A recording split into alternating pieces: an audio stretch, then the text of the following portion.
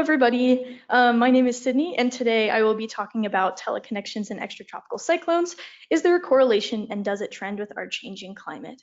Before I start, I'd like to thank my mentors, Abby Hutson, Jamie Ward, Dani Jones, and Ayumi Fujisaki-Manome. And I'd also like to thank Margaret and Mary for putting this whole program together, as well as everybody I've met here at CIGLR and CIGLR, as well as my fellows and interns I've met over the summer. So a little bit about me. I'm originally from Union, Kentucky, which is just a bit south of Cincinnati, Ohio. And this past May, I just finished my undergrad at the University of Louisville, and I got a BA in Applied Climate Science with minors in Art and Spanish. And so the reason we're doing this project is, so one of the most influential types of weather here in the Great Lakes are these large storm systems called extratropical cyclones. And we know that as the climate is changing, as the climate's warming, that these extratropical cyclones are also changing. However, many existing climate predictions don't fully extend to the scale of the Great Lakes. So the goal of this project is to really look at how these weather patterns in the Great Lakes region are uniquely impacted by natural variations in climate, or teleconnections. And so learning these impacts make it really important to better understand and predict Great Lakes weather patterns and hydroclimate. And so my project this summer was a bit of a two-parter. We asked two main questions. One, do teleconnections in their different phases influence the structure of Great Lakes extratropical cyclones? And two, have these impacts of teleconnections on these cyclones changed over time? So a little bit more about extratropical cyclones. They're a type of large storm system that forms outside of the tropics, hence the extratropical, and they're also known as mid-latitude cyclones. These are associated with strong winds, large amounts of precipitation, and lake effect snow. And most of the cyclones that arrive and pass through the Great Lakes region are influenced by activity in the Pacific Ocean rather than the Atlantic Ocean, since they're moving from west to east. And so most of these cyclones originate either in Alberta, Canada, or in the lee side of the Rocky Mountains in Colorado. And how we look at extratropical cyclones. The data we use in this project is in conjunction with Abby's previous research on cyclone historical trends in the Great Lakes area.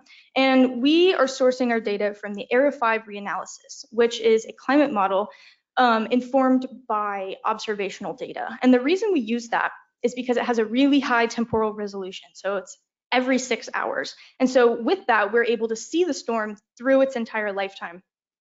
And the storms we're looking at specifically for this project, we are looking at storms that are occurring from 1959 to 2021, as well as specifically occurring during the cold season when they're happening most frequently, so October through March.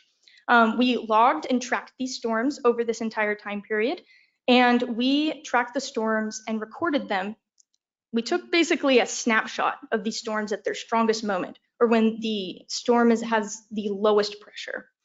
And through this, we got a data set, a spatial data set of 886 total storms. And the characteristics we're looking at in these storms, we're looking at 2-meter temperature, which is just temperature recorded 2 meters above the Earth's surface. We look at mean sea level pressure, total precipitation. And when I say total precipitation, I mean rain, snow, mixed rain, frozen rain, all the different types of precipitation added together. But we are looking at that, again, that snapshot at the storm's strongest moment. We also look at dew point, and that's just the temperature the air would have to cool down to reach 100% humidity. And we are also looking at total column water vapor, which is just another way of measuring the water content. And so a little bit of explanation on what exactly teleconnections are. It's just another way of talking about changes or anomalies in parts of the Earth's climate in the atmospheric circulation and ocean currents. And these have distant impacts on weather patterns. Some examples of teleconnections could include changes in sea surface temperature. The most famous example that you might have heard of is El Nino, which is just a sea surface temperature anomaly in the Southeast Pacific. You also see changes in global ocean circulations, as well as anomalies in areas where you have consistent high or low pressure. And one example of this is PNA, or Pacific North America pattern. And foreshadowing, this will become a little important later. but that is a pressure anomaly where you have an area of like normally low pressure in the Aleutian Islands in Alaska and an area of normally high pressure in Western Canada and North America. And as these teleconnections sort of oscillate around these normal conditions, we characterize those as sort of being in positive or negative phases. And we quantify those, and how we study those is we quantify those as index values, which is just a number saying how strong and in which direction this teleconnection or this oscillation is happening at any given time. And so the teleconnections that we're looking at, that we looked at this summer, we're looking at ENSO, or El Nino Southern Oscillation. We're looking at NAO, North Atlantic Oscillation. We're looking at NPGO, or North Pacific Gyre Oscillation. We're looking at PDO, or Pacific Decadal Oscillation. And finally, we're looking at Pacific North America Pattern, or PNA. And we're looking at these in sort of a monthly index format. And the reason we chose these specific teleconnections was that in previous literature, it's been shown that these have some sort of impact on the Great Lakes in some way. We just don't know if it's specifically these extratropical cyclones. And as you could see in this figure on the right, these teleconnections are oscillating at very different frequencies. Some of them take years or even decades to move from one phase to the other. And then other ones are changing like every few weeks. So it's really interesting to see how much or how differently they might impact storms that pass through the region. And so the way we look at the influence or the correlation between teleconnection phase and the structure and behavior of these storms is we basically created the average storm, or the typical storm that happens during a negative phase of any given teleconnection or a positive phase. And that's sort of what you see in these figures I have up here, where you have the average precipitation in a storm around that low pressure center during a negative phase of NAO and a positive phase. And when we took the snapshot of that storm at the beginning, we created a sort of a centered storm composite, which takes the average of all the storms that happen during a negative phase or a positive phase, and we just average them together. And so you can really, with this, you can really look at the spatial disparities and the actual differences in the structure of the storm itself. And we can look at maybe how there are differences in different parts of the storm, instead of just averaging it to one number. And we found some pretty interesting results with this, specifically with Pacific North America pattern. So on the left, we have the 2-meter temperature, water vapor, and precipitation during the negative phase of PNA. In the center column, we have the same characteristics during the positive phase. And on the right, we have the differences between the two, where any areas of hatching are where there's a significant difference in these characteristics. And we used a p-value of less than 0.05 to indicate that. So with PNA specifically, we're seeing that storms during the negative phase, they're warmer, they bring more moisture into the system, and we also see a localized increase in precipitation. And when there's a negative phase of PNA, I'd just like to clarify that that is where you see a sort of weakened pressure gradient between Alaska and Canada, or even a reversed pressure pattern there. A sort of less consistent result, but we found, but still a really interesting one nonetheless, is the influence of NPGO, or North Pacific Gyre Oscillation. We see during the positive phase that storms are warmer and they're bringing more moisture. But unlike PNA, there's not really a consistent correlation with more precipitation happening in one phase or the other. And the second part of our research that we did this summer, we sort of wanted to look at the more temporal aspect of this, not just are storms different in one phase or the other, but are these teleconnections having a growing influence on these storms like as time goes on? And this giant array of plots I have on the screen essentially just shows a big list of linear regressions of each storm characteristic we look at for a given teleconnection. And when we look at these storm characteristics changing over time, we have to be aware that there is that warming trend that happens as the climate's warming, and it is having an impact on these storms. So on the left, we have we have these linear regressions that basically show trends in these storms over time. That includes the background climate. The red dots represent storm characteristics at that snapshot of the strongest moment. The red dots represent storms that occur during a positive phase of a given teleconnection, and the blue dots represent storms that are happening during a negative phase. And to remove this background climate, we then did a linear detrend of these values. And so what you see on the right are the detrended linear regressions that we hope show trends that are caused by teleconnections themselves. And we found some interesting results that ENSO or El Nino, even though that right now we don't really see any difference in storm characteristics between the positive and negative phase. However, we are seeing like some interesting trends in both El Nino and La Nina storms. So storms that happen during El Nino have a decreasing trend in the mean sea level pressure, which just means that these storms are becoming more intense with time. And we also see that there is less and less moisture and precipitation in storms that occur during La Nina.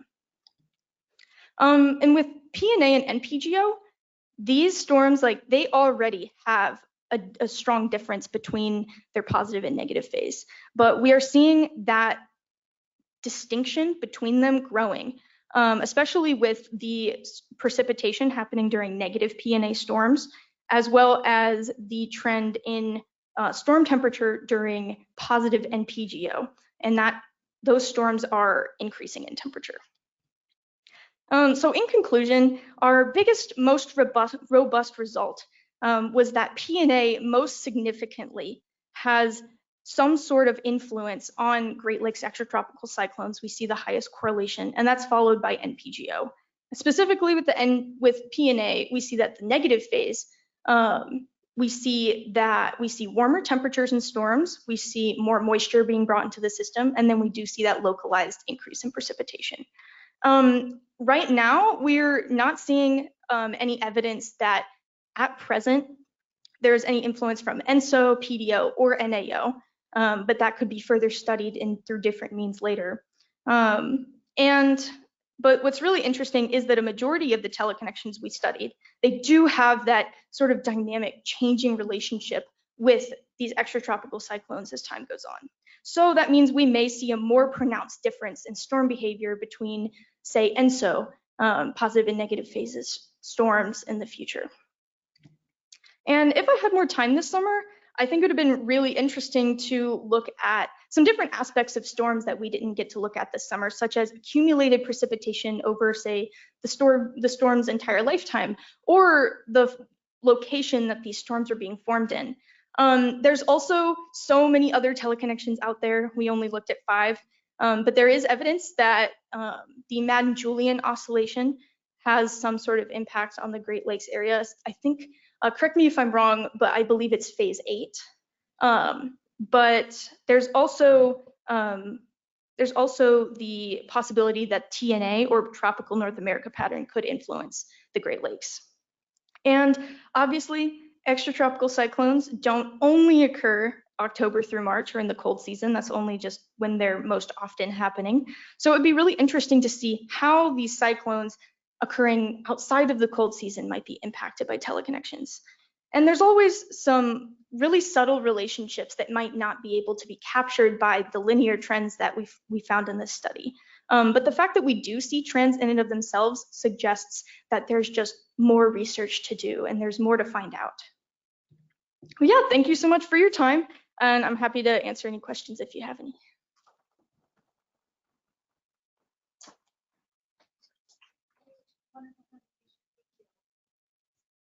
Okay, questions for Sydnie?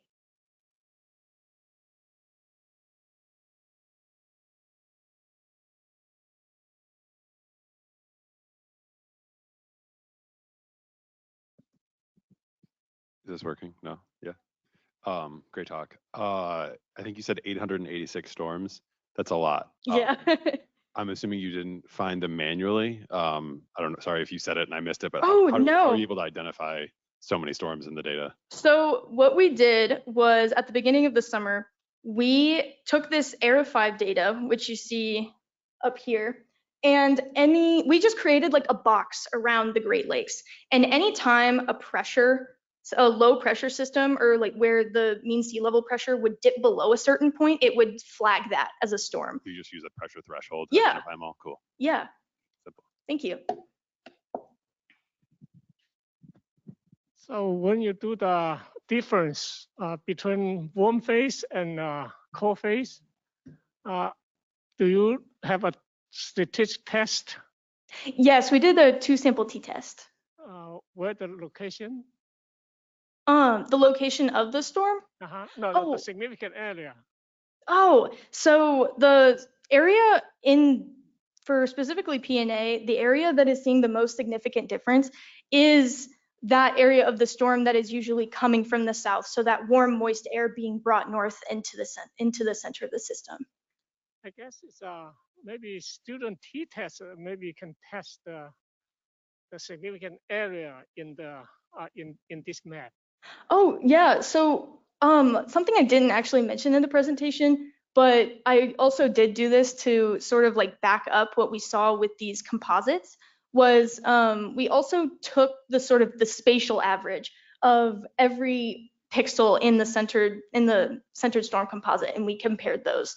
And actually, no, we also did that with the individual storms themselves, and we did the 2-sample t-test, and we also found that with PNA, there is that significant difference between the positive and negative phase. I will say though that with NPGO, we did not, when we were looking at the average storm values for every storm, we did not see that with NPGO, but looking at it spatially, we still did see a lot of differences. But PNA definitely is the one with the most robust like difference between them. Thank you.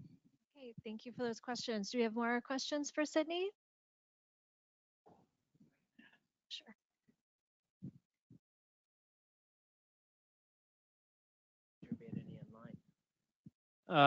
Did your study show if the teleconnections resulted in like more accumulation of precipitation? No, we only looked for at time, like over a year or over a season, that kind of thing.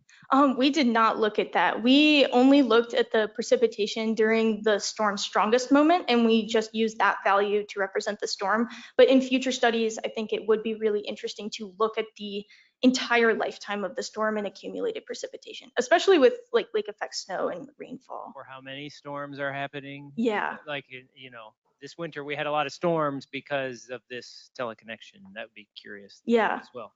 Okay, cool. Thank you. Thanks, Jesse. Aubrey, are there any questions online? No, not yet. Okay. Any other questions in the room? I can ask one. Okay. So Sydnie, I think this might have been something that you were initially planning on looking into and maybe didn't get to in your research, but do you have any predictions about how climate change might affect these relationships in the longer term? So we know that with climate change, like storms are getting warmer and they're getting wetter at the same time. And the sort of goal or the sort of idea behind looking at teleconnection impacts over time was to see if maybe climate change is impacting the influence of teleconnections over time. And so what we are seeing, what I can say for sure, is that El Nino, even though it doesn't really have a strong like impact right now, the differences between storms in the positive and negative phases, they are more different from each other over time. So this, I can't like conclude anything for sure from that, but what this leads me to believe is that El Nino and then the other teleconnections, PNA and NPGO, they are having changing impacts on storms over time. And so their influence will, in my opinion, I believe they will continue to grow as time goes on.